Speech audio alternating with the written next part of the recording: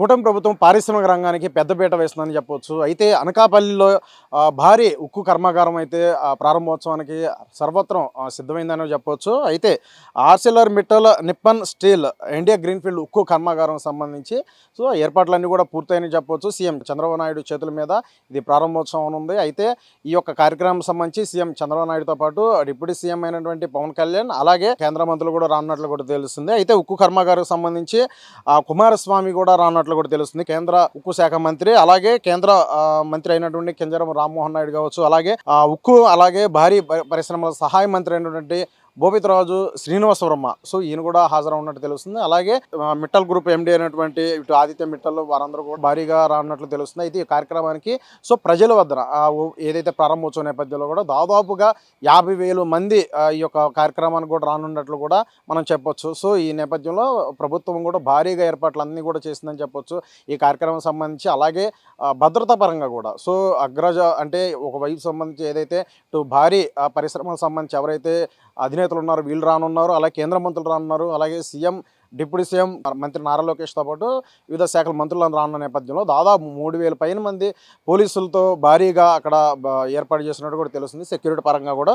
ఈ నేపథ్యంలో ఏదైతే అనకాపల్లి జిల్లా నక్కల్పల్లిలో ఏర్పాటు కానున్నటువంటి దాదాపు 1.5 లక్షల కోట్ల రూపాయలకు సంబంధించి భారీగా ఆర్సిలర్ మిట్టల్ నిప్పన్ స్టీల్ అయినటువంటి గ్రీన్‌ఫీల్డ్ ఉక్కు కర్మాగారం సంబంధించి ప్రారంభోత్సవానికి సర్వం సిద్ధమైంది అని కూడా చెప్పొచ్చు. అయితే ఏదైతే ఈ యొక్క ఉక్కు కర్మాగారానికి సంబంధించి చూసుకున్నట్లయితే ఇటు ప్రత్యక్షంగాను అలాగే పరోక్షంగాను దాదాపుగా 1,00,000 పైనే ఉద్యోగ అవకాశాలు కూడా అంటే ఉద్యోగ అవకాశాలు రానున్నట్లు కూడా ఈజీగా చెప్పొచ్చు.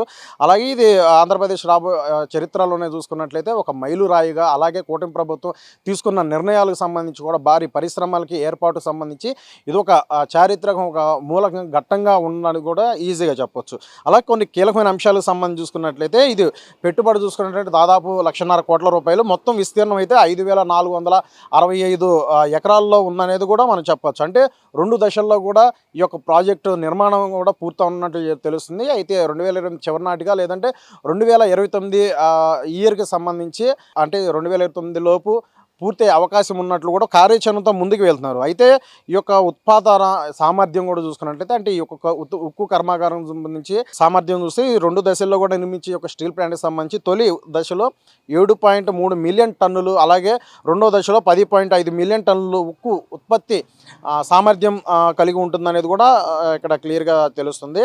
అయితే ఈ యొక్క ఏదైతే ఈ యొక్క ఉక్కు కర్మాగారానికి సంబంధించి కూడా భారీగా ఇటు ఉద్యోగ అవకాశాలు కూడా రానున్నట్టుగా తెలుస్తుంది. అయితే ఈ యొక్క ప్రాజెక్టు సంబంధించి ఏదైతే పట్టాలు ఎక్కడం కావచ్చు, అలాగే కూటమి ప్రభుత్వం ఏర్పడిన తర్వాత అనేక అంశాలకు సంబంధించి పెద్దపీట వేస్తుంది. అంటే ఒకవైపు అభివృద్ధి కావచ్చు, మరోవైపు చూసుకున్నట్లయితే సంక్షేమ పథకాలు అన్నీ ఇచ్చుకుంటూ ముందుకు వెళ్తూనే మరోవైపు ఆర్థికంగా బలంగా ఉండాలి. ఎందుకంటే గత ప్రభుత్వంలో అన్ని వ్యవస్థలు నిర్వీణ నేపథ్యంలో అన్నింటిని కూడా గాడిలో పెట్టుకుంటూ కూడా సీఎం చంద్రబాబు నాయుడు ముందుకు వెళ్తున్నారు. ఆ నేపథ్యంలోనే ఒకవైపు పరిశ్రమలు అన్నీ కూడా రాష్ట్రానికి తరలి రావాలి, అలాగే ఎక్కడ కూడా పేదరికం ఉండకూడదు, అలాగే ప్రతి ఒక్క ఇంటి నుండి కూడా పారిశ్రామికవేత్తను తయారు చేసే లక్ష్యంగా ప్రభుత్వం ముందుగా ఆ నిర్ణయాల పట్ల కూడా మరి సీఎం చంద్రబాబు నాయుడు అవలంబిస్తున్న విధి విధానాల నేపథ్యంలో కూడా ఒకవైపు ఎవరైతే భారీగా పరిశ్రమలు ఏర్పాటు చేసేందుకు కూడా ఆయా సంస్థలకు సంబంధించి అధినేతలతో సంప్రదింపులు కావచ్చు, వారికి ఇక్కడ విధి విధానాల నేపథ్యంలో కల్పించే ఒకవైపు అనుమతులు వెంటనే అమలు పరచడం కావచ్చు ఆ సంస్థలకు సంబంధించి, అలాగే పట్టాలు ఎక్కేందుకు, అలాగే వారికి భరోసా ఇచ్చేందుకు,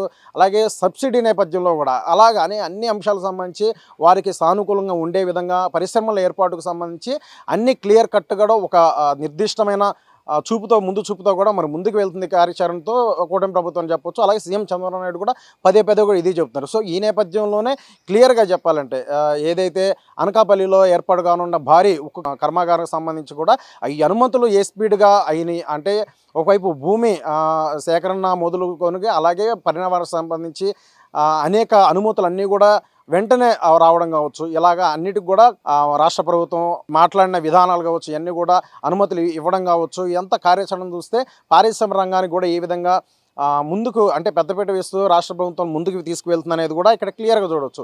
అందులోనూ ఈ ప్రాజెక్టు సంబంధించి కూడా అత్యంత కీలకంగా వ్యవహరించే వ్యక్తి కూడా మంత్రి నారా లోకేష్ అని చెప్పొచ్చు. ఎవరైతే మిట్టల్ గ్రూప్ ఎండి అయినటువంటి ఆదిత్య మిట్టల్తో కూడా జూమ్ మీటింగ్లో మంత్రి నారా లోకేష్ జూమ్ మీటింగ్లో చాట్ చేయడం కావచ్చు, వాట్సాప్ చాట్ చేయడం కావచ్చు, ఆ నేపథ్యంలోనే ఇది పట్టాలు ఎక్కడం 3 నెలలు సంబంధించి భూసేకరణ కావచ్చు, అనుమతుల తర్వాత దాదాపు 1.5 సంవత్సర వ్యవధిలోనే అన్ని అనుమతులకు సంబంధించి భూమి పూజకు కూడా సిద్ధం అవడం కావచ్చు. ఇది చారిత్రాత్మకమైన పీడప్. ఎందుకంటే వాణిజ్యపరంగా అలాగే భారీ పరిశ్రమలకు సంబంధించిన ఏర్పాట్లో కూడా ఇదొక మైలురాయిగా, ఇదొక కేస్ స్టడీగా మరి భావిస్తున్నారు విశ్లేషకులు కావచ్చు, సో వ్యాపార దిగ్గజాలు కావచ్చు. సో ఈ నేపథ్యంలోనే మంత్రి లోకేష్ చూపిన చొరవ నేపథ్యం ఈ ప్రాజెక్ట్ సంబంధించి చూసుకున్నట్లయితే సో ఏ విధంగా మరి పారిశ్రామిక రంగానికి కూడా పెద్దపీట వేసిన కూటమి రంగానికి, అలాగే అనుమతుల నేపథ్యం కూడా సీఎం చంద్రబాబు నాయుడు తీసుకున్న నిర్ణయాలు, విధానాలు కావచ్చు, వీటన్నిటికి సంబంధించి కూడా మరి అనకాపల్లి జిల్లా సంబంధించి నక్కలపల్లిలో ఏర్పాటుగా ఉన్నటువంటి ఆర్సెల్ఆర్ Mittal Nippon steel Indian greenfield steel plant సంబంధించి కూడా దీని ఏ కార్యాచరణ మొత్తం కూడా ఈ విధంగా చూడొచ్చని తెలుస్తుంది. అయితే అత్యంత వైభవంగా ఘనంగా ఈ యొక్క ప్రారంభోత్సవ కార్యక్రమం జరగనుంది కాబట్టి సీఎం చంద్రబాబు నాయుడు చేతుల మీద ఈ కార్యక్రమం ప్రారంభోత్సవం భూమి పూజ జరుగుతున్న నేపథ్యంలో సర్వత్రా అక్కడంతా కూడా ఏర్పాట్లు అయితే ప్రభుత్వం ఏర్పాటు చేసింది. అలాగే కేంద్ర మంత్రులు కూడా రానున్న నేపథ్యంలో కూడా భారీ బందోబస్తు ఏర్పాటు చేసిందని చెప్పొచ్చు. సో ఇది ఒక మంచి తరుణంగా, అలాగే ఆంధ్రప్రదేశ్ రాష్ట్రానికి పరిశ్రమల నేపథ్యంలో కూడా ఇది ఒక కీలకంగా వ్యవహరించే అవకాశం అయితే ఉంది. సో అలాగే దేశవ్యాప్తంగా కూడా రవాణా అలాగే పరిశ్రమల సంబంధించి ఇది ఒక కీలకంగా ఉందనేది కూడా చెప్పొచ్చు ఈ స్టీల్ ప్లాంట్ సంబంధించి. ఎందుకంటే ఇది చాలా చిన్న విషయం కాదు. కూటమి ప్రభుత్వం ఏర్పడిన తర్వాత దాదాపు 2 ఏళ్ళు దాటిన నేపథ్యంలో కూడా అనేక పథకాలు, ఒకవైపు ఎన్నికల హామీ ఇచ్చానని అవలంబిస్తుంటేనే మరోవైపు అభివృద్ధిలో కూడా ముందుకు తీసుకువెళ్తున్నారు. ఆయా నేపథ్యంలోనే పరిశ్రమ రంగాన్ని కూడా మరి పెద్దపీట వేస్తూ ఈ నేపథ్యంలో పరిశ్రమలన్నీ కూడా రాష్ట్రానికి తరలి వచ్చే విధంగా, పెట్టుబడులు పెట్టే విధంగా కూడా విధి విధానాలన్నీ కూడా మరి ప్రభుత్వం అవలంబిస్తుంది. కాబట్టి ఆ నేపథ్యంలోనే స్టీల్ ప్లాంట్ ఏర్పాటు నేపథ్యంలో కూడా సో రాష్ట్ర యొక్క అనకాపల్లి జిల్లా సంబంధించి కాకుండా రాష్ట్రానికి సంబంధించి అభివృద్ధిలో కూడా ముందుకు వెళ్ళే అవకాశం చాలా వరకు ఉందనేది కూడా చాలా విశ్లేషకులు చెప్తున్న పరిస్థితి నెలకొంది.